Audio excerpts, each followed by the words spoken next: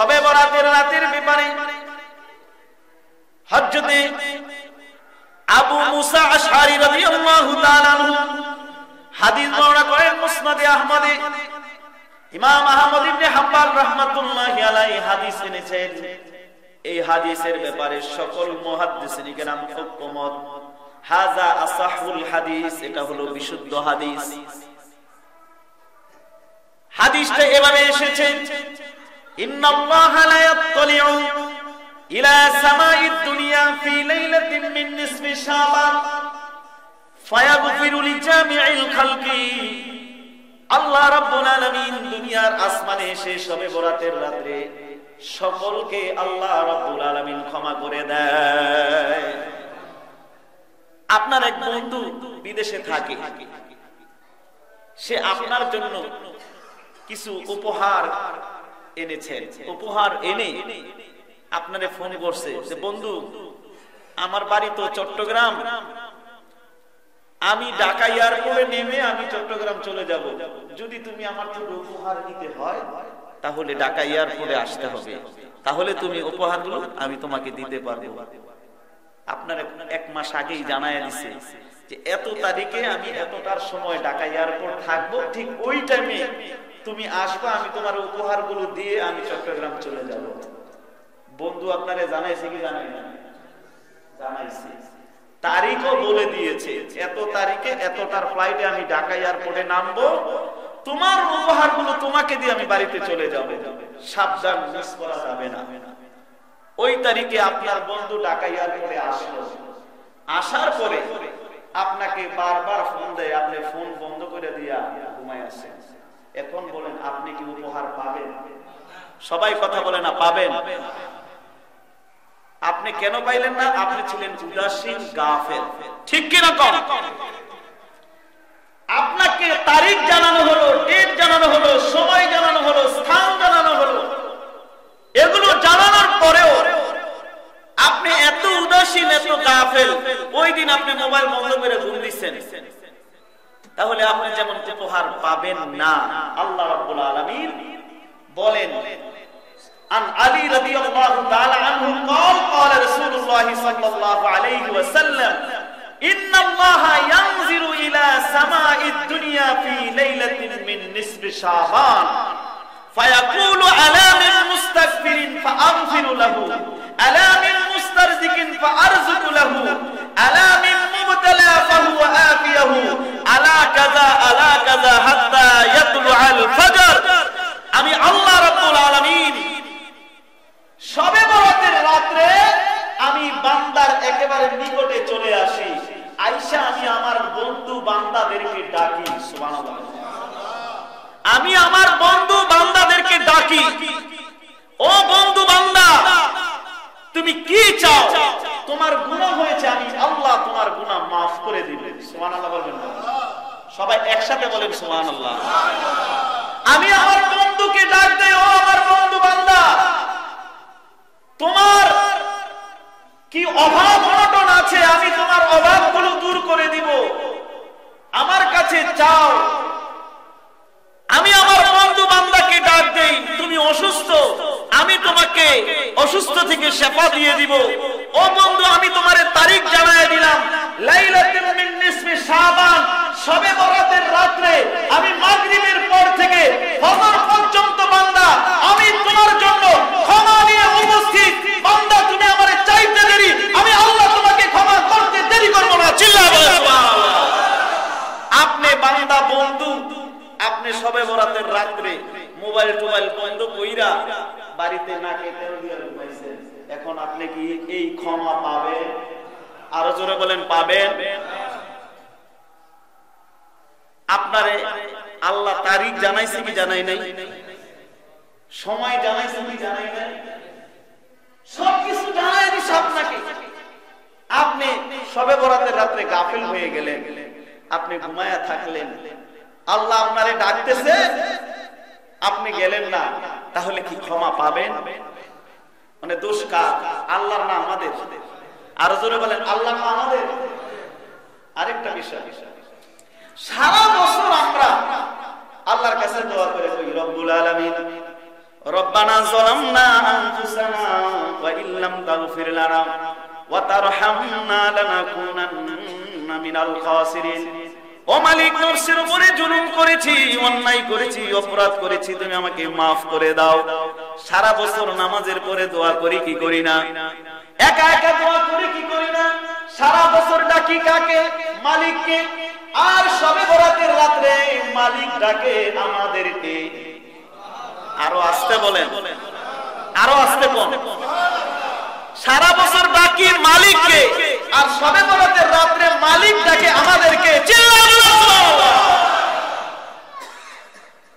সারা বছর ডাকলাম, আল্লাহ কয় আমি তোমাদেরকে শবে বরাতের রাতে ডাকি না, খালি চাও আসো বান্দা, আসো আসো। সুবহানাল্লাহ। শবে বরাতের রাতটা কেন এত দামি?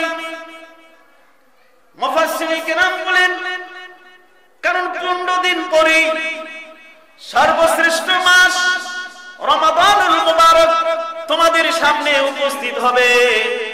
আমার আল্লাহ রাব্বুল আলামিন শবে বরাতের রাতের মাধ্যমে তোমাদেরকে জানায়া দিতে চায়, রে বান্দা, এখন থেকেই তুমি ইবাদতের জন্য একটা প্রস্তুতি গ্রহণ করো। আমরা একটা ভালো কাজ করতে গেলে তাৎক্ষণিক করি না, কিছুদিন আগ থেকে প্রিপারেশন নেই। একটা জরুরি একটা কাজ হঠাৎ করে করা যায়, এটার জন্য আমাদের ম্যাক্সিমাম কিছুদিন সময়, মিনিমাম কিছু সময় আমরা একটা ধার্য করি যে এই কাজটা অমুক দিন একটা বিবাহ শাদী হবে, এটা একদিনে হুট করে হয়ে যায়। এটার জন্য একটা প্ল্যান থাকে, প্রোগ্রাম থাকে।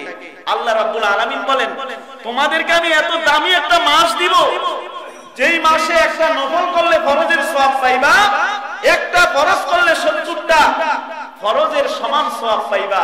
তোমাদের খুব সামনে। আর ওই রমজানের প্রথম রোজাটা যদি আমি আল্লাহকে খুশি করার জন্য রাখো, আমি আল্লাহ পিছনের 1 বছরের গুনাহ মাফ করে দেব। আরো জোরে বলেন না।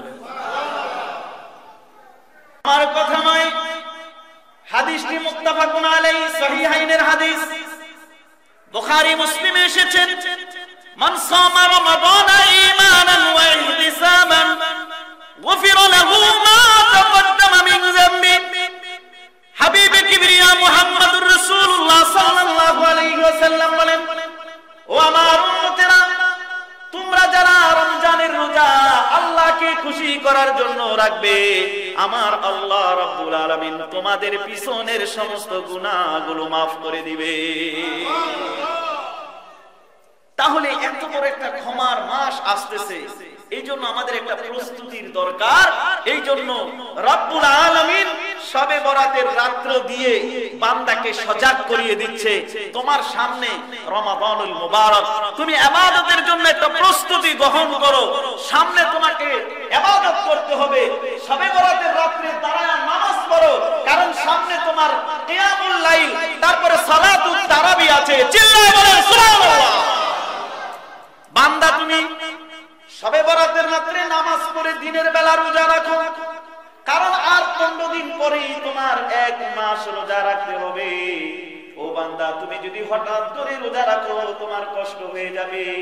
এই জন্য আমি আল্লাহ তোমার রোজার অভ্যাস করানোর জন্য আমি আল্লাহ রাব্বুল আলামিন শাবানের রাতে ইবাদতের পরে দিনের বেলা রোজা একটা নফল করে দিলাম। রমজানের একটা ইবাদতের প্র্যাকটিস আল্লাহ করাচ্ছেন এই নিসফে শাবানে শবে বরাতের রাতে।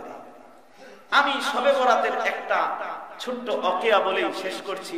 নুজহাতুল মাজালিসে এসেছে, মালিক দিনার রাহমাতুল্লাহি আলাইহি, যিনি সবার কাছে একেবারে প্রসিদ্ধ, কি আলিয়া কি কওমিয়া কি সুন্নি কি ওহাবি, সকলেই ওনাকে বড় ওলি হিসাবে জানেন। এই মালিক দিনার জীবনের শুরুতে তিনি ছিলেন শরাব পানকারী, তিনি মদ পান করতেন। হযরতে মালিক দিনারের একটা কলিজার টুকরা কন্যা সন্তান ছিল 6 বছরের। মালিক দিনার যখন শরাব পান করার জন্য গ্লাসের ভিতরে ঢালতেন, ওই ছোট্ট মেয়েটা এসে বাবার গ্লাসটাকে ধরে ছুঁড়ে মেরে ফেলে দিতেন আর বলতেন, বাবা তুমি মদ খেও না। হযরতে মালিক দিনার জীবন জীবনের শুরুতেই মদ পান করতো, শরাবী ছিল, মেয়েকে পাত্তা দিত না। হঠাৎ করে মেয়েটা একদিন আল্লাহর ডাকে সাড়া দিয়ে মৃত্যুবরণ করলো। মেয়ের মৃত্যুর 1 বছর পরে হযরতে মালিক একদিন ঘুমের ঘরে স্বপ্ন দেখে হযরতে মালিক হাসরের ময়দানের ভিতরে তিনাকে একটা বড় সাপ দাওয়া করতেছে। সাপটা এত ভয়ঙ্কর, ওই সাপটাকে দেখে হযরতে মালিক সাপের থেকে বাঁচানোর জন্য দৌড়াচ্ছে। বলেন আল্লাহু আকবার। আমার ভাইরা, হযরতে মালিকের পিছনে বিষাক্ত সাপ, মালিক দিনার সাপ থেকে বাঁচার জন্য দৌড়াচ্ছে। নুজহাতুল মাজালিসে এই ঘটনাটা এসেছে। মালিক দিনার দৌড়াচ্ছে তো দৌড়াচ্ছে, কিছু দূর আগানোর পরে দেখে একটা বৃদ্ধ লোক, দুর্বল জীর্ণ শীর্ণ। ওই বৃদ্ধ লোকটাকে মালিক দিনার বলল, আমার পিছনে ভয়ঙ্কর সাপ, আমাকে ওই সাপ থেকে তুমি বাঁচাও। ওই বৃদ্ধ দুর্বল লোকটা বলতেছে, আমি নিজেই তো দুর্বল, আমি তোমাকে কিভাবে বাঁচাবো? আমার তোমাকে বাঁচানোর মতন সাধ্য নাই। আল্লাহু আকবার বলেন। হযরতে মালিক দিনার আবার দৌড় দিলেন। দৌড় দিয়ে দেখেন বিশাল একটা প্রাসাদ। ওই প্রাসাদের ভিতরে অনেকগুলো ছোট ছোট বাচ্চা দেখা যায়। মালিক দিনার ওই ছোট ছোট বাচ্চাগুলোর ভিতরে ঢুকে গেলেন। ঢোকানোর পরে দেখতে পেলেন তিনার ছোট মেয়েটা ওই বাচ্চাদের সাথে খেলাধুলা করতেছে। মালিক দিনার বললেন, এরা কারা? ওই কামরার ওই বিল্ডিং এর দারোয়ান সে বলতেছে, এটা হলো দুনিয়ার রেখে যাওয়া আমানত। সুবহানাল্লাহ বলে। ভাইরা আমার, মালিক দিনার রাহমাতুল্লাহি আলাইহি নিজের মেয়েকে দেখে ডাক দিলেন, ও আমার কলিজার টুকরা, আমি তোমাকে হারিয়ে ফেলেছি, তোমার বিয়োগ ব্যথা আমাকে অনেক পীড়া দেয়। মালিক দিনার রাহমাতুল্লাহি আলাইহি মেয়ের সাথে দেখা হলো, কথা হলো।